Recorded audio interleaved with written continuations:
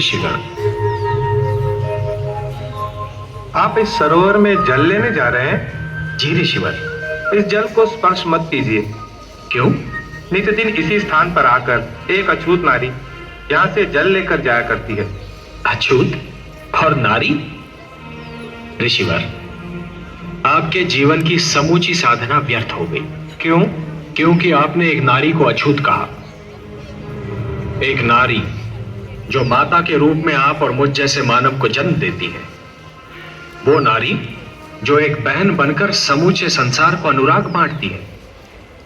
वो नारी जो एक पत्नी बनकर अपने पति की सेवा करती है।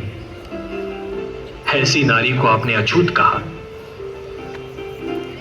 ऋषिवर, तब तो नारी को अछूत कहने वालों को स्वयं अपनी ही माता, बहन और पत्नी को भी अछूत कहना चाहिए, क्योंकि वो सारी भी तो नारियां ही हैं। मेरा यह अर्थ नहीं था श्रीमान।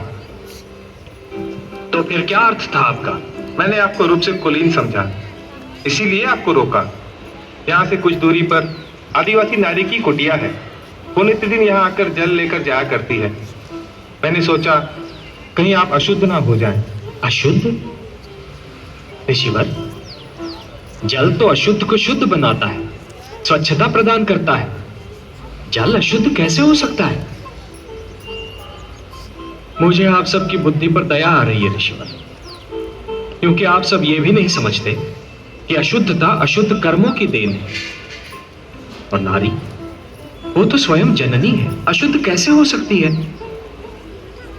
ऋषिवर, कृपया अपने शिष्यों को इस प्रकार की शिक्षा मत दीजिएगा। ऐसी शिक्षा से पीढ़ियों की विचारधारा भ्रष्ट हो जाएगी। कहां रहती है वो देवी? स्वयं मैं जाकर उनके दर्शन करना चाहता हूं। बस यहाँ से कुछ ही दूरी पर। चलो अनुज, आइए भ्राताश्री। उस देवी के दर्शन करके स्वयं धन्य हो जाए। प्रणाम।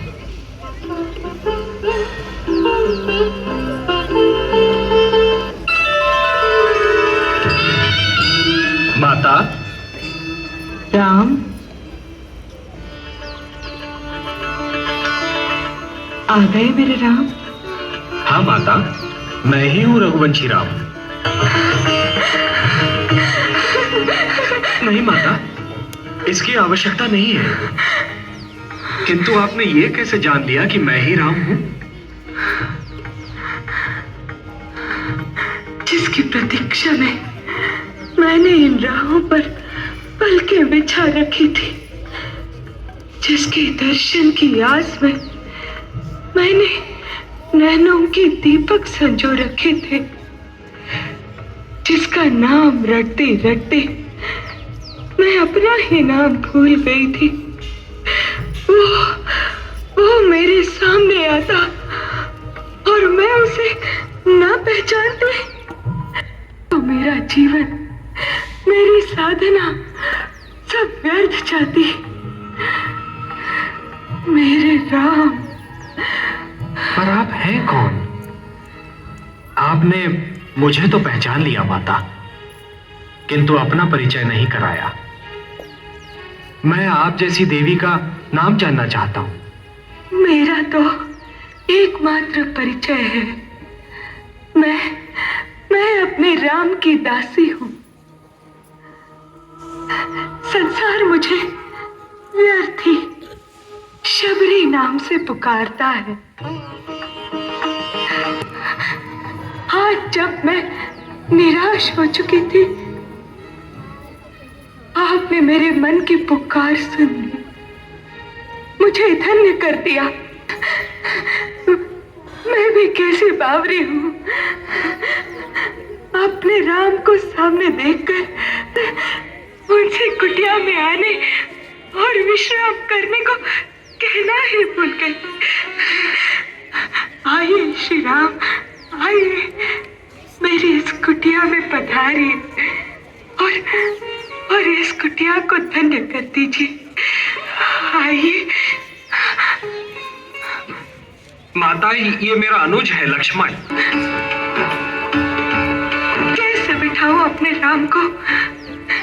इस कुटिया में कोई ढंग की वस्तु भी तो नहीं है। मुझे क्या पता था कि अब कितना जीवन होता था इस कुटिया में।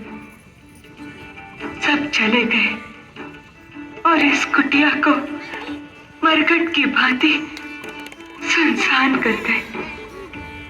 केवल ऋषि मतंग ने मुझे आश्रय दिया। हे राम, क्या इस संसार में अछूत होना इतना बड़ा अपराध है? नहीं माता, नहीं, बल्कि किसी को अछूत समझना अपने आप में एक अपराध है। जो व्यक्ति ऐसी आपराधिक विचारधारा रखेंगे वो हर युग में दंड के पात्र बनते रहेंगे। उन्हें भी इसका दंड अवश्य मिलेगा माता, अवश्य मिलेगा। ऐसे ऋषि समाज के माथे का कलंक है। वो जिस भी सरोवर के पास जाएंगे उसका जल सूख जाएगा, जिस वृक्ष के तले जाएंगे वो फलहीन हो जाएगा। हाँ माता, ऐसा ही होगा। ये रघुवंशी राम का कथन है।